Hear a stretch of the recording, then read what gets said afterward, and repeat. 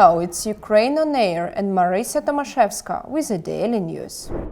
Renewed airstrikes on Kyiv left more civilians dead. However, the Russian forces' chances of taking over the capital decrease, as the Ukrainian army has encircled 3 strategically important suburbs of Kyiv. On the morning of the 23rd of March, enemy shelling resulted in the burning and destruction of private homes, garages and apartment buildings in the Shevchenkivsky district of Kyiv. 1 person was injured and hospitalized. On the evening of the same day, Kyiv Mayor Vitaly Klitschko said that the parking lot of a shopping center in the Podilsky district had suffered shelling recently. 1 person was killed and 2 injured were hospitalized. At the same time, the armed forces of Ukraine have been making progress in the Kyiv direction. They encircled Bucha, Irpin and Hostomel in the Kyiv region. Liberated Mykolaiv remains under the control of the Ukrainian army. However, a number of populated areas in the Kyiv region are still occupied by the Russian troops. Russian forces have increasingly resorted to long-range rocket strikes and artillery bombardments. On March 23, the city of Mykolaiv and populated areas of Luhansk region were exposed to more indiscriminate attacks. On the night of March 22nd-23rd, Russian forces shelled in Hulski district of Mykolaiv in the south of Ukraine. As a result, a warehouse, 5 vehicles and a 2-story apartment building caught fire. 2 people were killed in the attack. According to the State Emergency Service, an enemy shell hit an apartment building in Rubizhne, Luhansk region. The attack killed 4 people, including 2 children. As a result of the shelling, numerous fires broke out throughout the region.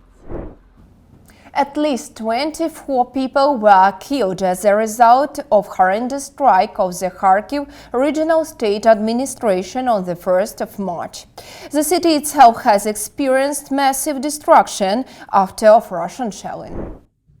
Since the day of the shelling of the Kharkiv Regional Administration, the bodies of 24 people have been pulled out from under the rubble. This was reported by Yevhen Vasilenko, a representative of the main Department of State Emergency Service of Kharkiv region. On the first day, rescuers reported 7 dead. Later, their number grew to 10. No final information is available as work on the removal of the rubble continues. The scale of the destruction of Kharkiv is immense. Since the onset of invasion in Ukraine, Russian forces have destroyed 1,143 buildings in the city. Almost 1,000 of them are residential houses. This was reported by Kharkiv Mayor Igor Terekhov on the 23rd of March.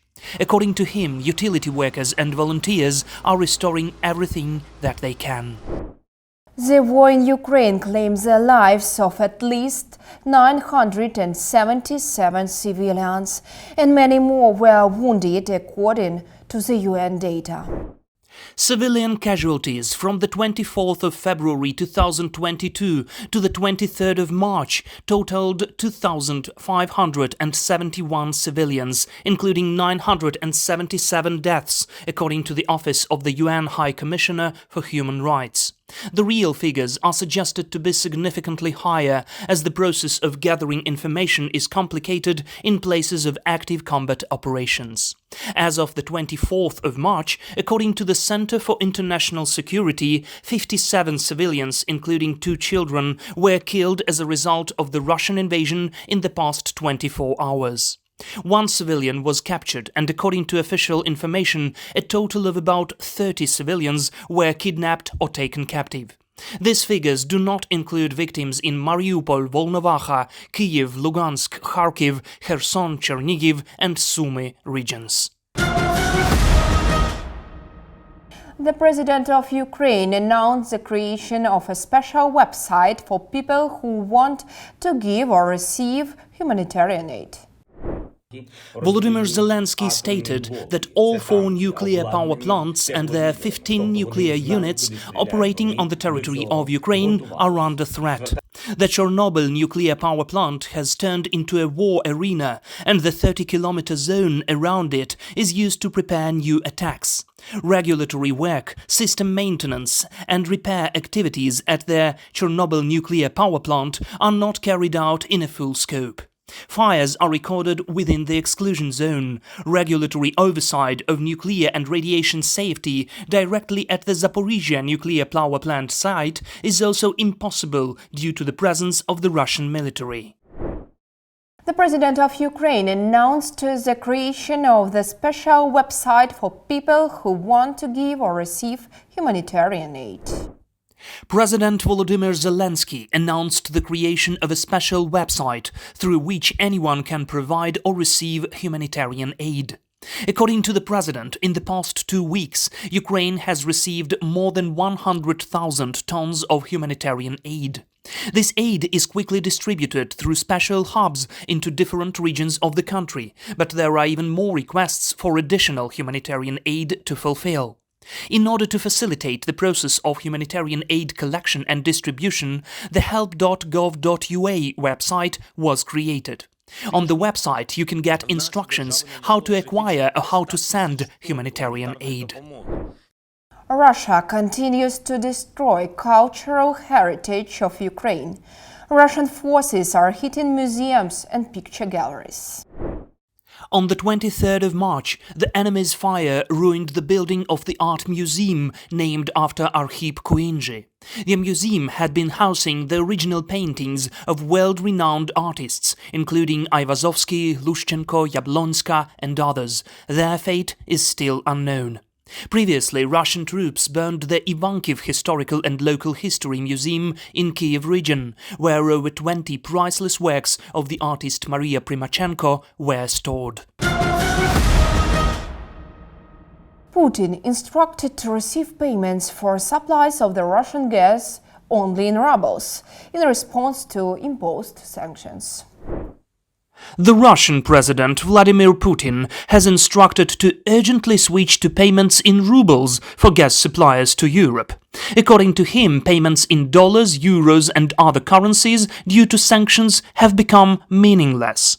Advisor to the head of the office of the President of Ukraine, Mikhailo Podolyak, called such statement of Putin as another step towards escalation.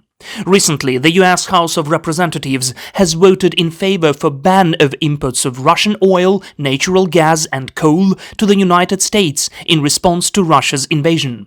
Moreover, possibility of a ban of exports of the Russian oil is actively discussed among the EU countries. Despite Russia-Ukraine war, a lot of big international companies haven't left the Russian market yet. Among them are companies that enrich Russia's budget with a huge amount of taxes. The largest taxpayers in Russia among foreign companies continue to operate in the country, that is, waging war against Ukraine. The largest taxpayer in Russia is Philip Morris. In 2020, it paid $4.8 billion to the Russian budget. The tobacco giant did not close its business in Russia, but only suspended new investments. In second place, another tobacco manufacturer, JTI, $3.6 billion. The third is Renault Automobile Company, $972 million, which refuses to leave the Russian market.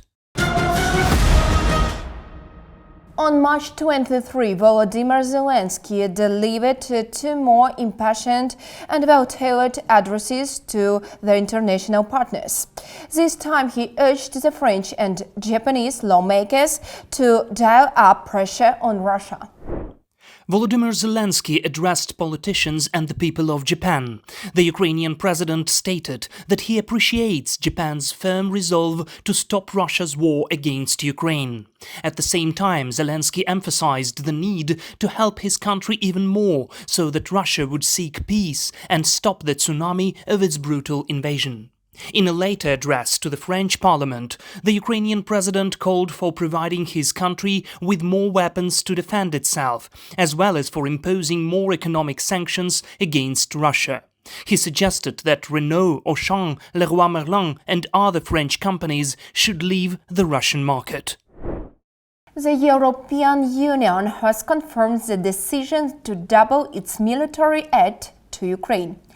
The agreed existing measures will finance both supplies and military equipment. The cooperation in the field of reconnaissance will also be enhanced.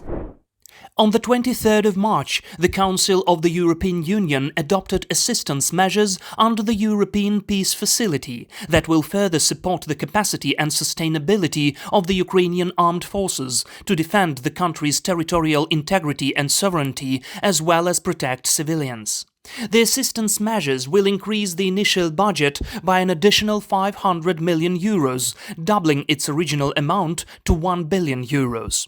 Moreover, the European Union has approved an agreement with Ukraine that would allow the organization to share classified information, such as satellite images, with Kyiv.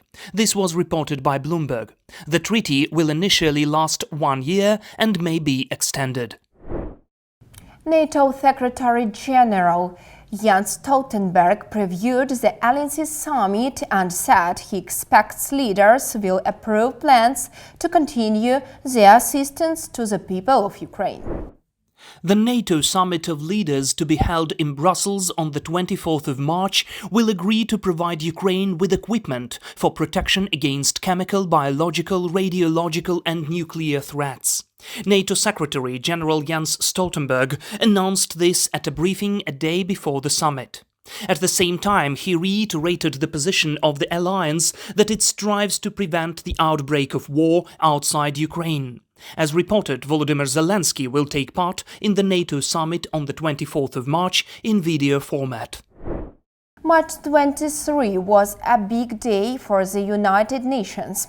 The 11th Emergency Special Session of the General Assembly resumed its work to address the unprovoked Russia's invasion of Ukraine.